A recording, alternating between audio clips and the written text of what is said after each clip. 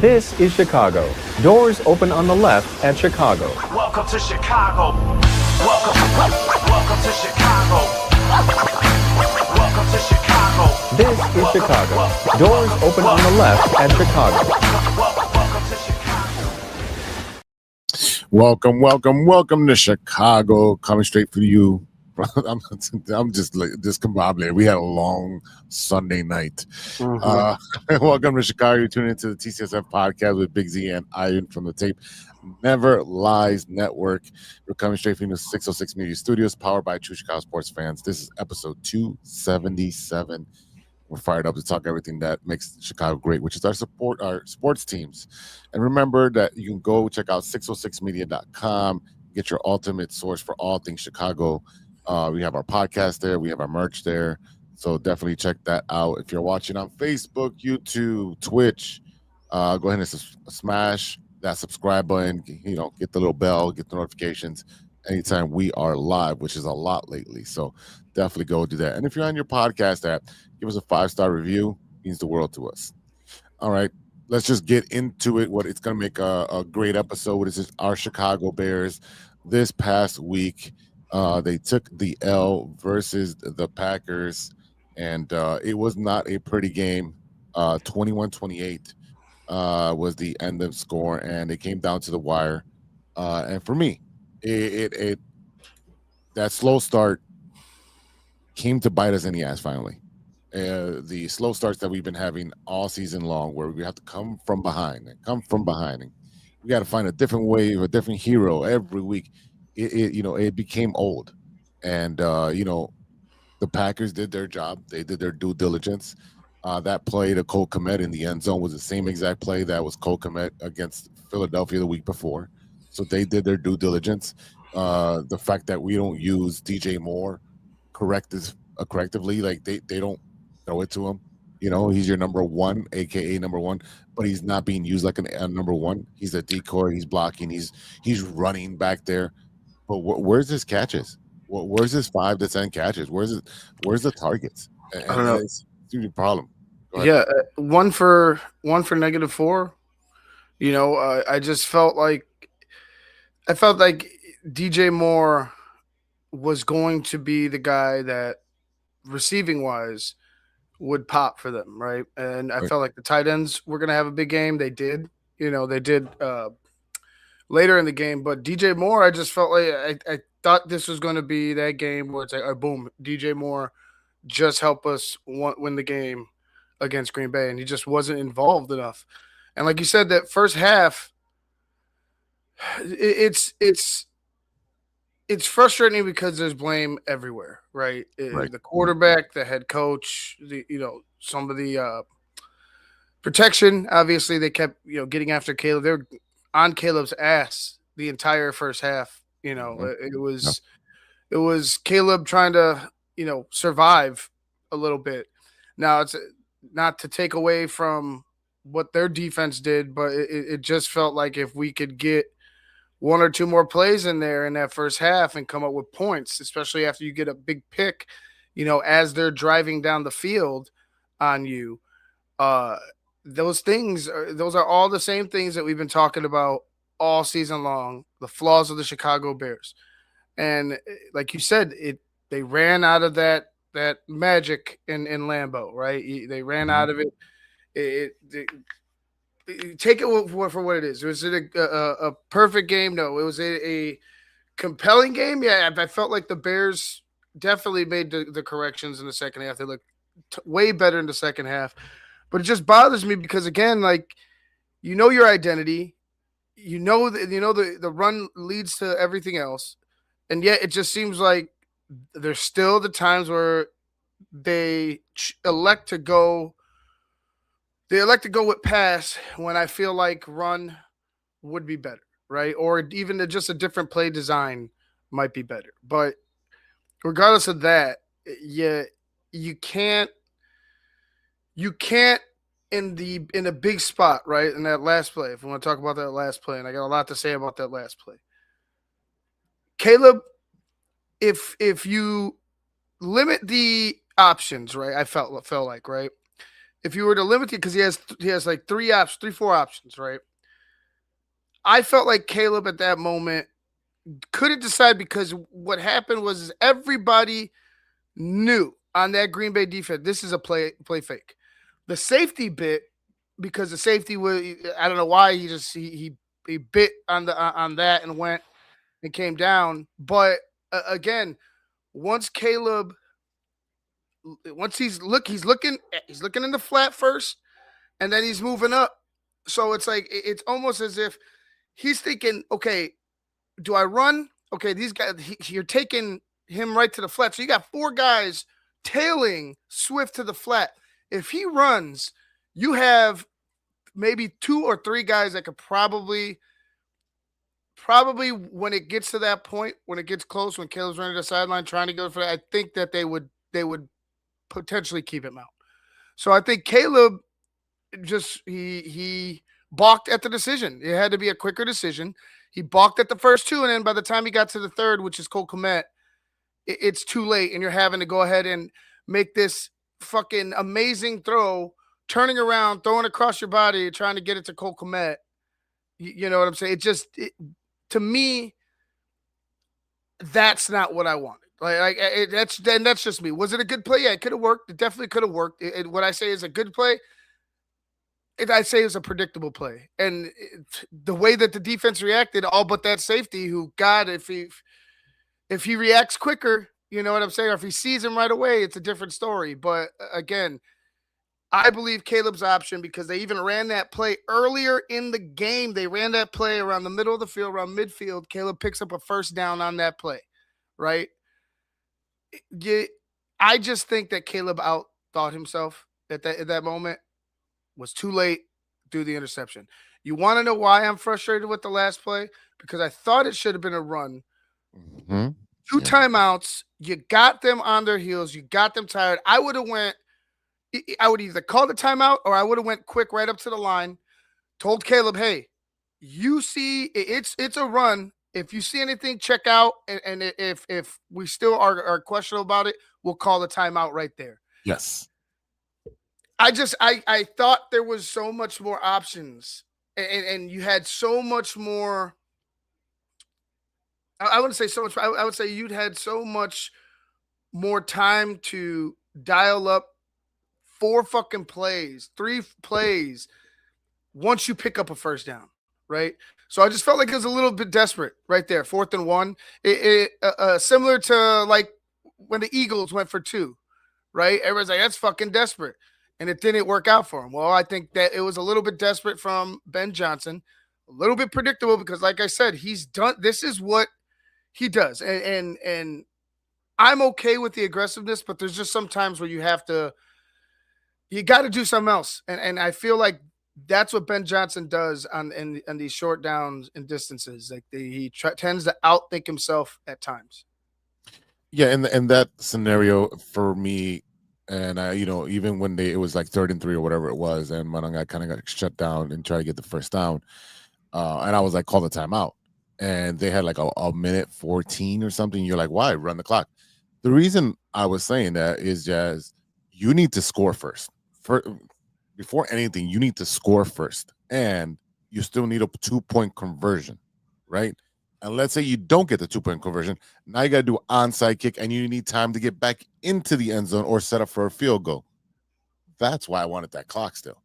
And I felt like if you're going to go quick, then go quick. Hey, on 3rd down, this is what's going to happen. If we don't get it, get up there quickly. This is the next play. If you don't like it, check out of it. Like you said, do the audible. Boom.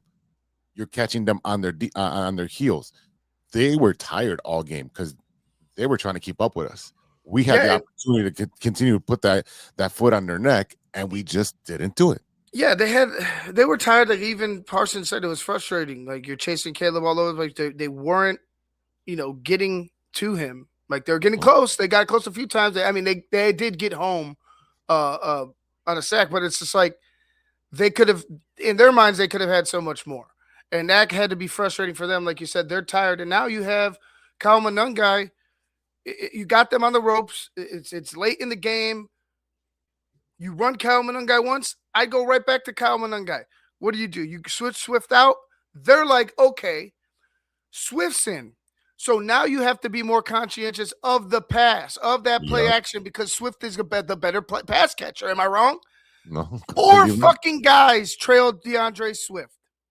4 guys shut down that bootleg so it couldn't get to the outside, and Caleb had to second guess himself. Yeah. That's why he was late. They knew it. They were ready for it.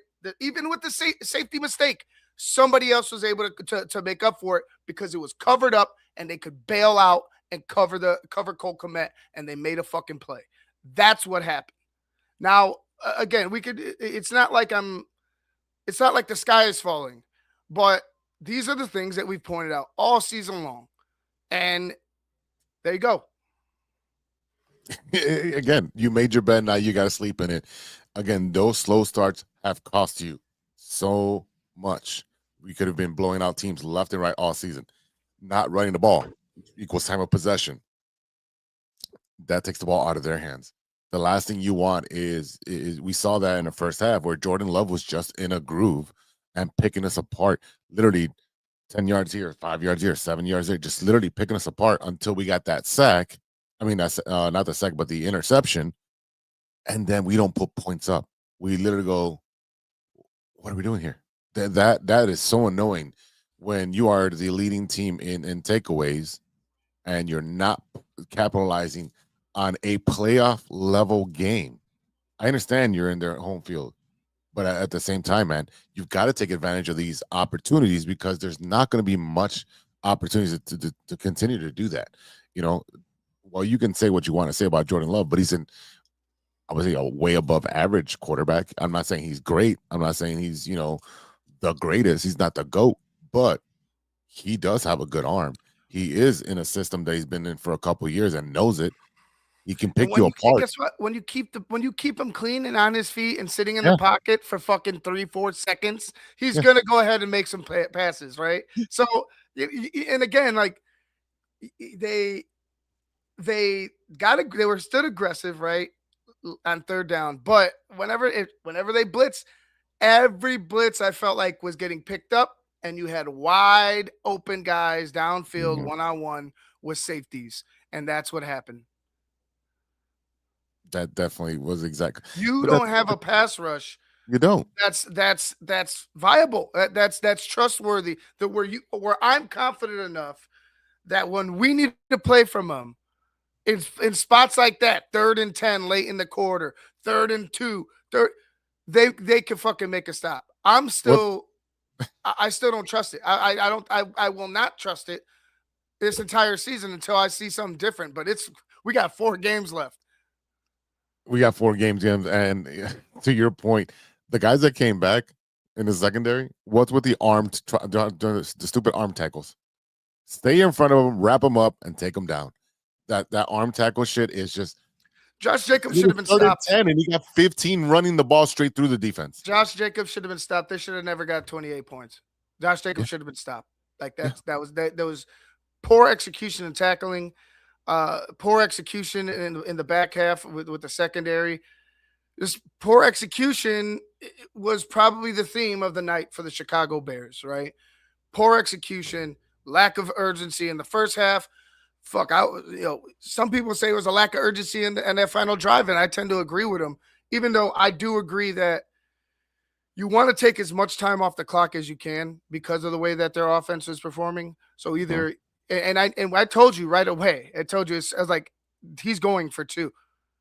As soon as that drive started, I was like, we score. He's going for 2 because I saw how he was using the clock. So, but again, like I said, you still had enough time to manipulate the clock, but give yourself. I would say giving yourself a better chance because you didn't have that many options to fuck up, is what I said. It's a straight handoff dive. If it was a straight handoff dive, they stop us. Fuck it. Well, fine. You had 3 options. He missed all 3. So it's even fucking worse. We're talking about guys behind the fucking play being open. My ass. You know what I mean? Like, it's just there's an identity that you have and you just stray away from it in these times. And I felt like that was the time to go ahead, flex your fucking muscles, put these guys back, push them off the ball, call a timeout, work for your next 4 right there in the red zone. You're right fucking there. Yeah, that was very frustrating. And, just to look at the stats and for the Bears, Caleb was 19 for 35, 186 yards. So he didn't break the 200 level. 2 touchdowns, 1 interception, obviously, with a rating of 76.6. Swift, 13 for 63. Monangai, 14 for 57. Again, but Monangai's in the trenches. He is popping people's helmets off, pieces of it off. You heard Tom Brady go oof or whatever he said. Oh my God! I'm sure Campbell's concussed. I'm sure he's concussed. I don't know if he came off the. I don't remember him coming off the field, but after that play, dog, he got shook. I mean, he was boom on a knee, back. You know what I mean? Just arms, foot. How he didn't get called? Like I said, I don't remember it. But if they didn't call him out the field for a concussion, that I don't know. I don't know what qualifies as a reason to go ahead and pull him off and check him. But that was probably the best reason. Loveland and Komet, which we talked about in the pregame, needs to be huge. They had a total of 6 catches and 71 yards combined. Loveland did have that touchdown. And a total of 8 targets between them. I needed them to chip and get off the line and beat Caleb's safety net. Like, why wasn't that used more?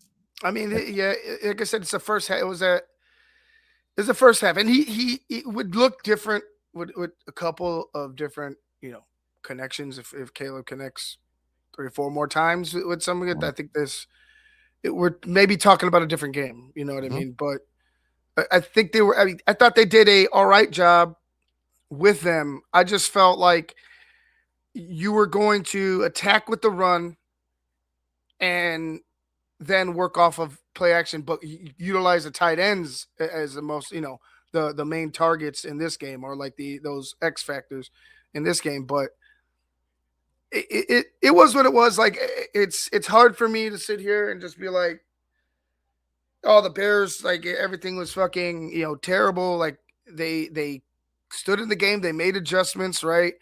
They did have some stops when they needed to make some stops, but the mistakes and the lack of capitalizing when the Packers made mistakes were just too glaring. They're too big for me to be like, all right, everything's hunky dory. Do I believe in the Bears? Absolutely. I think the Bears will take it to them in the next game, but I'm not going to be happy losing to the Packers knowing that the Bears had a shot to win, period. This game and the Minnesota game to start the season are 2 wins that got away from us. 2 wins that would put us at 11 wins, in control of the NFC North. Looking at let's wrap up on the numbers here. First downs, we win that battle. Third down efficiency, we were 50%, 8 for 16. That's a problem. They were 8 for 12. We were 1 for 2 on fourth down, obviously. 68 plays. We had more plays than them. Sacks allowed 1 each. Penalties, 4 for 17 yards. That's something that we were talking about earlier in the year, where penalties were kicking us, pre-snap penalties, stupid penalties on defense. That's been really taken care of and cleaned up. So again, like, you've got to put some more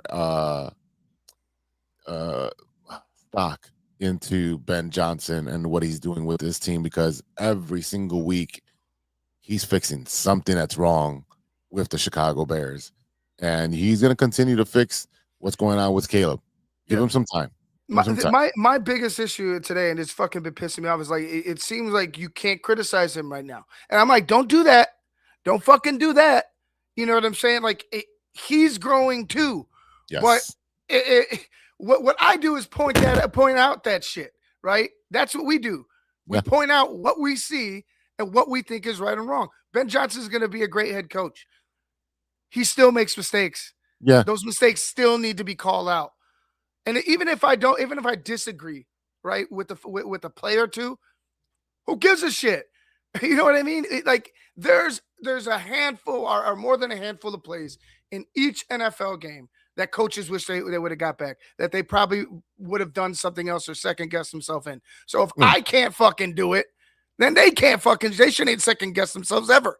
You know what I mean? Like that's just, you can be critical of these guys regardless. I love this team. I love where we're at. I want more. And that's not a crime. I want more. We deserve more here as fans in Chicago from this football team. So forgive me for holding them to a higher fucking standard. All right. Forgive me. What was me for thinking I could hold the charter franchise's head coach to a little bit of a higher standard? Has he been doing great? Yeah. Can he be better? Fuck yes. Good, better, best. Never let it rest. So exactly. Like I said, exactly. If you're saying it when you win, you better be thinking it when you fucking lose. Okay. Right. Take a page out of your own book. And again, I need to be better. And I got to listen to a part of the press conference, and he stuck by the play. And he said, if Caleb throws it, half a second earlier, it's a touchdown. So again, his offense but again, like I said, that play, it goes, it's run Swift. Then he had his mind. I guarantee you, Caleb didn't expect 4 fucking guys to be in the flat. No. I guarantee you that, and that's what shook him up. It's like, holy shit, what do I do now? I wanted to run. Because he just picked up a first down earlier in the game, like I said, on the same type of boot action play. Literally the same thing, just flipped. It's definitely frustrating and I said this at work. I'm like, look, am I frustrated? Am I mad that we lost today? Yes. Am I mad in the way that they lost? No, because we've been playing with house money for these 12 weeks. Okay. And at one point, it was going to bite us in the ass. And I said, starting off slow, inability to run the ball when that is your strength, inability to use the tight ends in 12 personnel, inability to get to the quarterback. These are all things that need to be fixed. And if you continue not to address these things, they will bite you in the ass like they did in this game, 21-28. And then the Minnesota game that we let McCarthy back into the game, like let him get comfortable because there was no pressure on the quarterback. These are the things that will bite you in the ass when you get to the playoffs, when you start playing higher competition. So for me, we digest this. We will criticize Ben Johnson. We'll criticize, who we haven't been criticizing? The special teams coach, because we've been calling for his firing early in the season. You want to talk about frustration. You want to talk, and we talked about it at the beginning of the show, right? We talked about it. I talked about it. I know somebody had mentioned in the chat, like, oh, the special teams has been all right. Well, all right isn't good enough either. And guess what? All right was shit this week. All right wasn't good enough. Cairo, I don't know what the fuck we're thinking. I don't know what we're thinking. A dirty kid. Like, I don't understand it. With these new fucking rules, I'm just like, pin them back. Let them start from the 25, wherever the fuck they're starting from. Or give them one of those sky high kicks to where you could get people down there. Hopefully you could keep them from getting past the 30-yard line. I'm just done with this special teams, man. That was after you score, you fuck yourself over and give them great field position. Mm-hmm. It's a frustrating thing, this special teams unit. It's a very frustrating thing. You can't look into this offseason without thinking that there needs to be a total change with that special temes unit. They're definitely, again, one thing at a time to fix for Ben Johnson. He just got to this fixer-upper house. He's like, I got the plumbing, I got electrical, I got drywall to do. The ceiling needs some patchwork. Right, the house leaking. Yeah, we got no siding on, right? It's still still see the plywood. You got plastic on the windows. Like the house is being built, but the house is incomplete. And if we're trying to sell it as a complete house right now, you're wrong. Like we're wrong. Yeah. And again, do I believe this team can get to the playoffs? I do. Do I believe they have enough to do exactly like you said and get past these upper echelon teams? No. we're gonna get into the playoffs, but if we face, who's hot right now? Who's it? Tampa. Tampa's. I think that's a comparable game. I think that's something that a game we could be very competitive. Who else? When they're playing what, Dallas again? Because Philly, I don't think. So I think we could compete with Dallas, obviously. Who's in the West? Is that gonna be the 49ers again? Look at this. Maybe. Hey man, Packers fan here. Just want to say the Bears put a hell of a fight. I'm looking forward to the next matchup a couple of weeks. I think the Bears are one of those top teams in the league right now. I appreciate it, Nicholas, but Thanks for chiming in. And you're like you're not the only Packer fan to say that, which is cool. Like, there's an understanding of, hey, like, this team is putting something together, right? It's just, and we go back in time and talk about these past drafts and things like that. Talk about the keeping of Eberflus. Like, this team, like I said, this team is being built, but it was being built from the start just recklessly, just sporadically, until they got Ben Johnson, who put all the material together and started actually, putting the house up. And I'm frustrated because there was opportunity in prior seasons to solidify this offensive line without going deep into free agency, to solidify this defensive line, to add some depth. And they never did it, whether it be succeeding on draft picks or, hitting on free agency. Ryan Poles has struggled. Has he hit recently? Yeah. But this will be a different team if he was hitting at the rate we would want him prior. There you go. Look at this. Yeah. Look at that. This is great stuff. Love it when the fans chime in. Yeah. I mean, we might end up playing each other in the postseason. You don't know. I mean, and that'll be great. Well, this is a gauntlet right now in the NFC. It's just everybody's and these last 4 games look, for us, it looks like it's definitely a slobber knocker. It's a tough schedule, but luckily 3 of those are at home.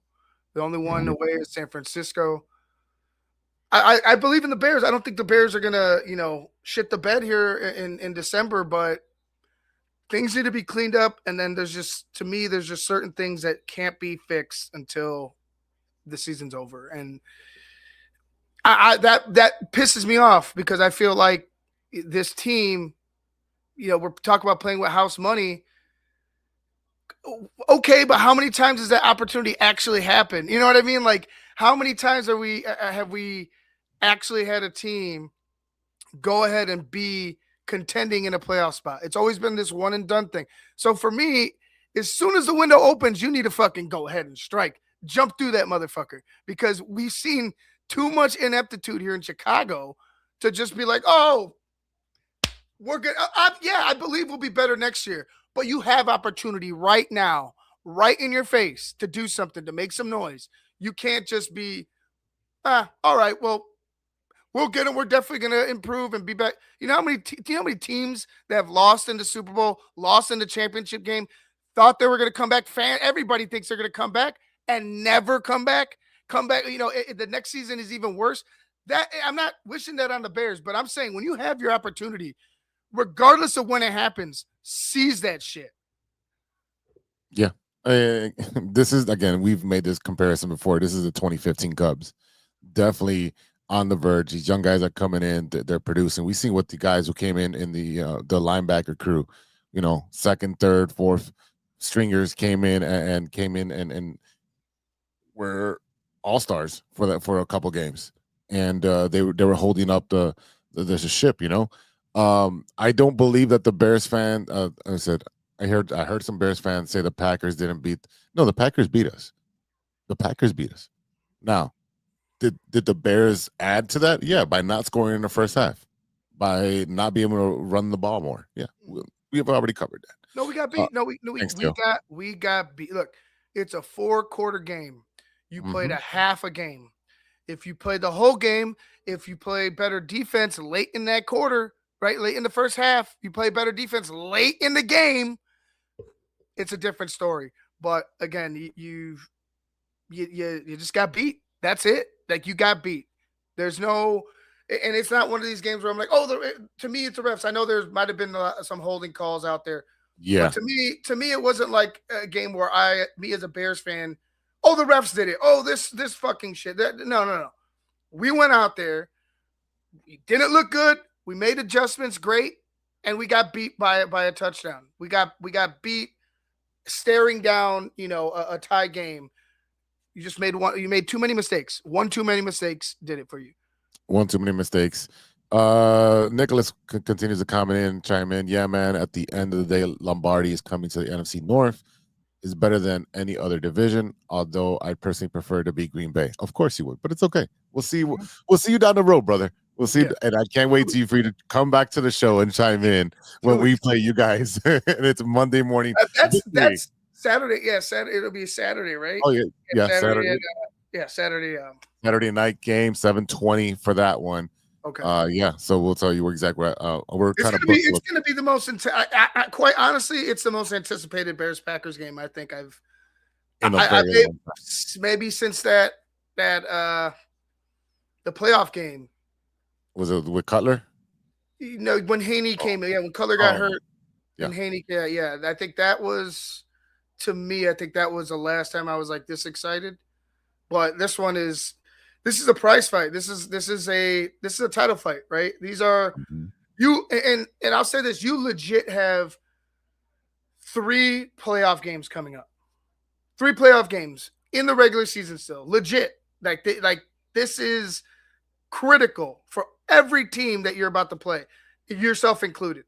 Cleveland, you got a playoff defensive line coming at your ass. So you better be ready. You got Myles Garrett, who, God, if we could some way, somehow figure out how to put him in a Bears uniform, my God. But yeah, you got playoff games coming. You have literally a month of playoff games before the playoffs. So I think that this team, has an opportunity here to still, make some noise, to still prove that they deserve to be, talked about with some of these top teams in the league.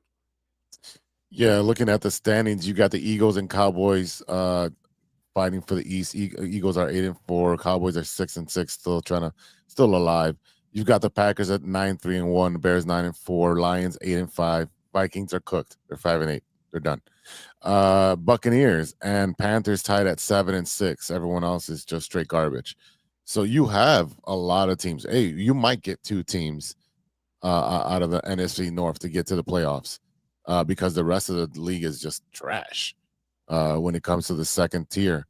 If it's Eagles, and let's say it's either the Packers or us, I think we both get in because of our records. And then, the Buccaneers. I don't think the Panthers can be much of a fight. Right now they're 7-6, and I don't think they're that good of a team to continue to win. So for my dollar, I'm going to say we're going to have 2 teams out of the NFC North make it to the playoffs.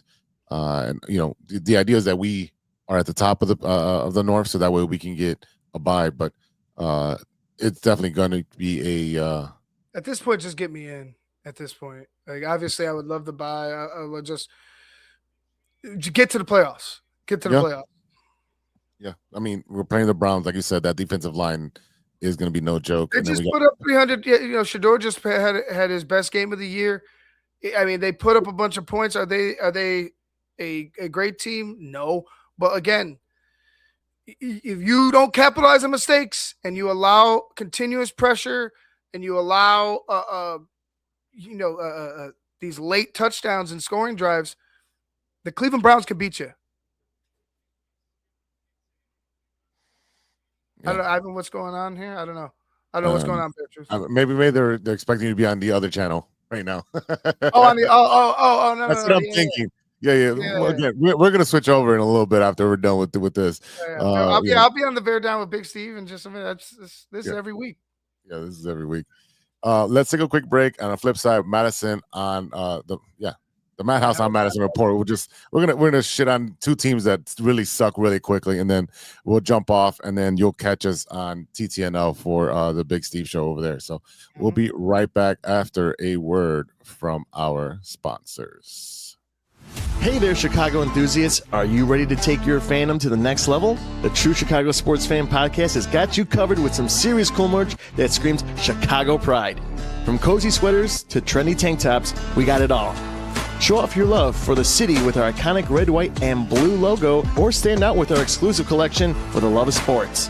Whether you're lounging at home, breaking a sweat at the gym, or cheering on your team at a game, our gear is a must-have for all you diehard Chicago sports fans out there.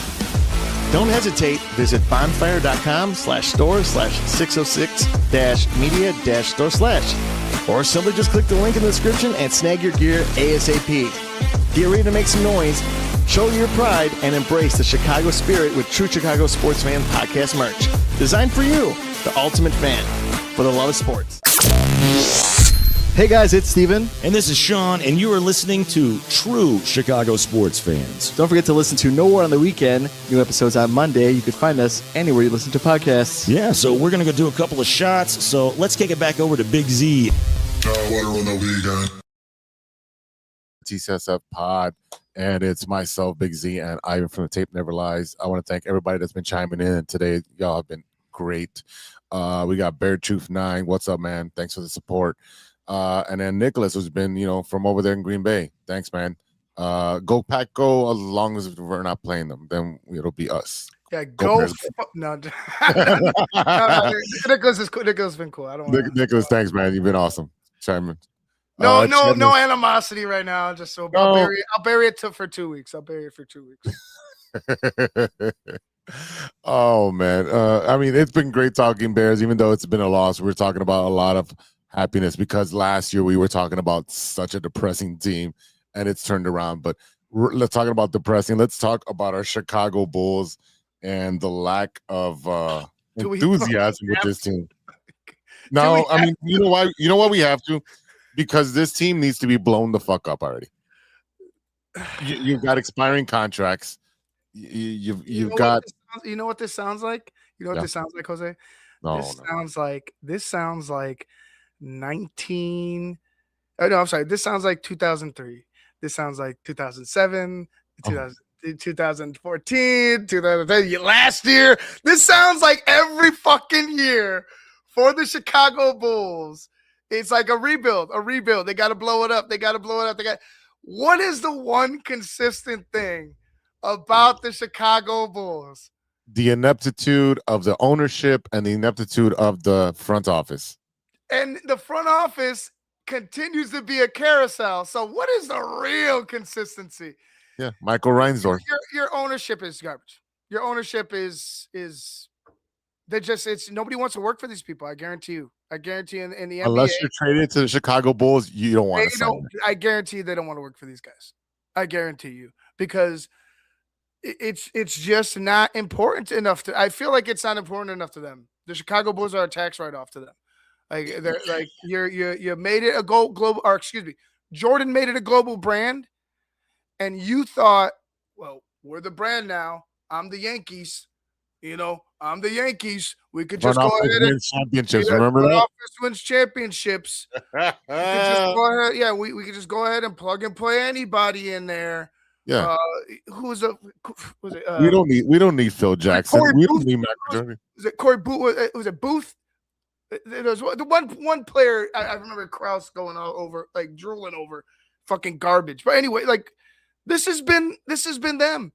This has been them post 1998. They got lucky with some guys, right? The try-hard Bulls. I guess you could say they got lucky getting Derrick Rose. Yeah. Wink, wink, right? They got lucky. Okay. Yeah. They still fucked it up. It still gets fucked up, right? You get lucky, a rabbit's foot pops up your ass, once in a while, and you just fuck it up again. And it just shows me like this team they need to go a different direction. But what is the direction if they don't know how to produce players? They don't know how to minority ownership with very limited access to the product. As far as the front office is concerned, you've got okay. But the thing is, like that's a problem. Like they're not going to sell because all it does is make money. Because all we do is keep showing up, hoping that the fucking Bulls are going to do something, and they're not. Because they they won never- 5 games straight. They won 6-0. We're up. NBA Finals, baby. We can't even win the stupid fucking NBA Cup. They got blown out of water on that. Those hideous floors that they keep putting out there for those things. Yeah, this year they're very bad. I can't look at that game. I can't watch the game when those floors are out there. Shitty. Just the whole product. Shit. Yeah, in my opinion, right now with Vooch, Collins, Herter, whatever, White, Jalen Smith can go to, even though he's got 2 years. I would keep Trey Jones. Ayo's on his last year of his contract. So is Javon Carter. Noah and Sange, the new one that they drafted, the 18-year-old, he just blew out his something. He's hurt for a while. He ain't playing. Dalen Terry, last year of his contract. Julian Phillips, he's got 2 years, but he can go too. All those guys, trade them. Trade them, package them, add Patrick Williams, throw him in for a bag of chips or a vending machine. Get as many picks as you can. I don't care if they're second-round picks. Get as many picks as you can. How do you feel about Noah Sanjay? I don't watch the Windy City Bulls. So I couldn't tell you, and I know he had a cup of coffee up here, but I wasn't watching that game. I don't feel confident at all. I don't. No. If he was good, he'd be on the starting roster. I mean, on the roster that's playing right now. I mean, we got Julian Phillips and Dalen Terry and Emmanuel Miller. Who? Trenton Flowers. Who? What's his name? Olbrack? Lachan Olobrak. Who the fuck is that? They're gonna don't worry. Billy's gonna develop everybody. That's what's gonna happen. Billy's gonna develop everybody. You know I cannot stand that man as a coach. Don't worry. Billy's gonna develop everyone, guys. It's all right. We're gonna the baby bulls are back. They got fucking blown up by Golden State and a lacrosse player. The guy was a lacrosse player last year, and he put like fucking 15 on us, and like, come on. Lacrosse players are really athletic. No, they're tough motherfuckers, but you wouldn't think a lacrosse player is now an NBA player. I agree with that's like different set of skills.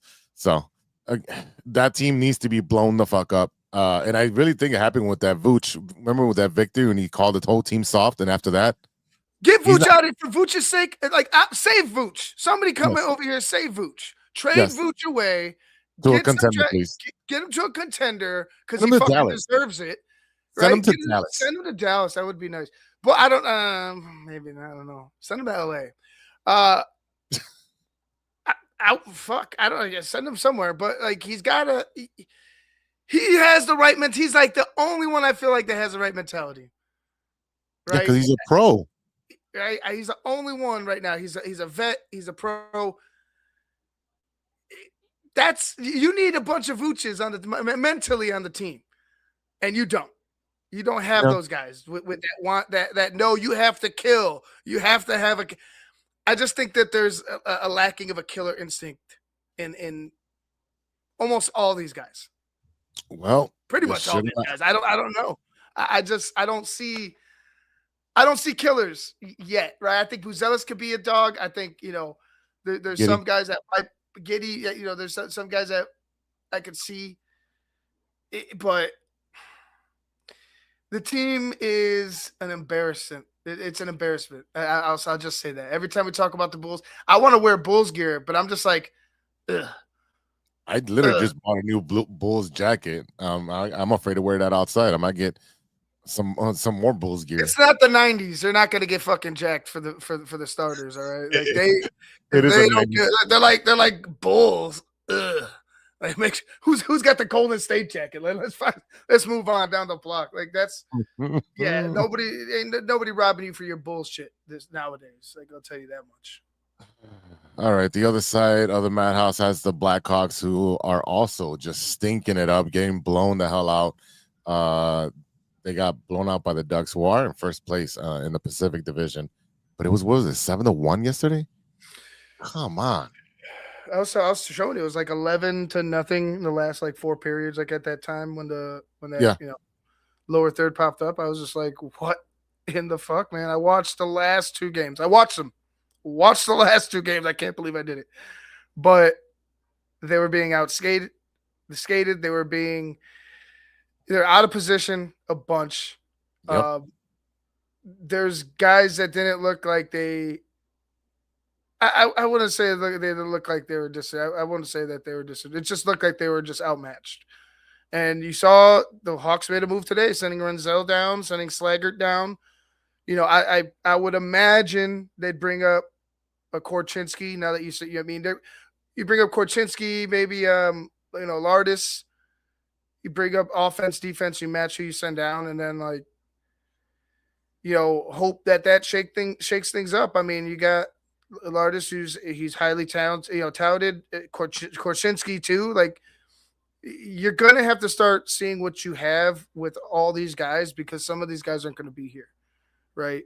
Like, the Hawks they're looking better. They look like they're going to get to a point of contention here real soon. But, with all the young talent that you have, you got to be realistic and say, hey, man, we're going to need to move some of these pieces to get a piece that's going to be a difference maker for us, right? Because there's still guys out there on the ice. You got older guys out there too that might be on the move. You're going to see a shakeup. Like, what I would want for the Hawks, and I would even talk about playoffs for the Hawks. I don't think playoffs would. No. As of right now, I think playoffs can happen, but it's a much better. It's much better for me if I look at them as a team that might be fighting for a wild card, but is just out. Like, that would be a place where I could see, okay, you maybe you move some talent here at the trade deadline. You added some pieces or added some more picks. You're gonna move off of maybe some of these older guys on the team, and you're gonna add more. Because you're going to have you still have guys coming up that you still have guys, in the KHL. You got guys in Sweden. You got Fondell that they just picked up. There's guys that are ready to come up that can help you and that are making impacts in the leagues that they're playing in right now. But in order for them to make room, there's guys that are going to have to be on the move. So, Renzel, Slaggert, I would just say those aren't going to be guys that are traded, but you'll probably see things like this happening a lot more frequently. And then once they get down to an understanding of, hey, I think we're better off without this guy, or that guy, they'll go ahead and start moving pieces. Yeah, I can't agree more, because in the last 4 games they've been outscored 18-6. Yeah, that is not bueno, people. So the last time they won, they won the Kings 2-1, but yeah, which is not this Sunday that just passed, but Sunday before, when I went to the game, where they came back when they were down 3-0 and they finally came back and won 5-3. But again, another team that has slow starts and then trying to catch up, and again, that's not gonna work out for a team that doesn't have the firepower to continue to score and keep up with these guys. They don't have the big bodies on defense to help out the goalie. They don't have none of that. So it's going to be rough for the Madhouse. You're going to go just to go, but I mean, these tickets are going to get cheaper because the teams are going to be losing. Right, and I would just say, the Hawks, as bad as they're playing, this is a young team still learning, right? This is a developing team. Mm-hmm. When if we're comparing Hawks to the Bulls, like I told you before, the Hawks have more of my trust than the Bulls will have, right? Moving forward, because the Bulls, they're not a young building team. Like, this is a team that's supposed to be trying to win right now, right? You got a mix of young youth and veteran stars. This is not like some rebuild team. It's not. Like, you put together this team right here, these players, to try to go ahead and contend, and it's not working out. Shocker again. So shocker. So yeah. So for me, it's the Blackhawks. Blackhawks have the upper hand in the Madhouse.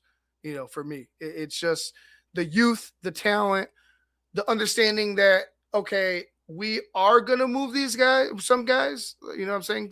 Some guys won't be here, but you also have an influx of talent coming in. And where do the Chicago Bulls have the influx of talent coming in that you see? Yeah, you want to find it? Look under the rug. I don't know. So look all over the West Side. It ain't there. You know what I mean? Like, I don't know. Like maybe they're hooping on out on the court somewhere outside, but like it ain't in the UC.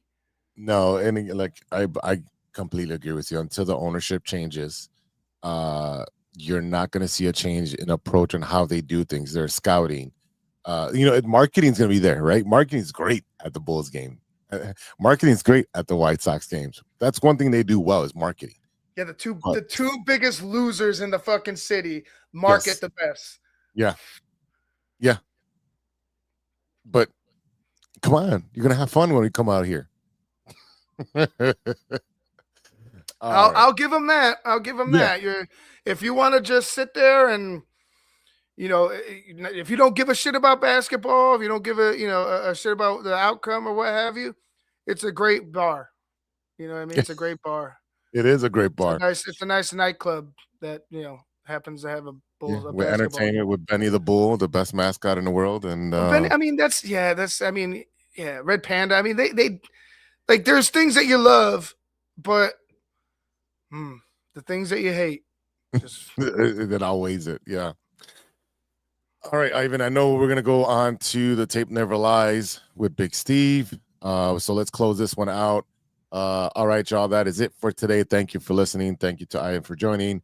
To our listeners for sticking with us and supporting us through 277 episodes and all of our live for all the Chicago Bears events, people that show up to our events. Thank you so much. To our sponsors, 66 Media and True Chicago Sports Fans, definitely a big thank you to you guys. Check us out on social media, TCSF Pod on Twitter, True Chicago Sports Fans on every other platform.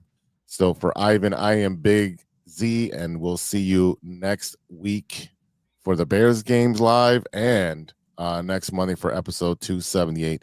And until then, be good to each other for the love of sports.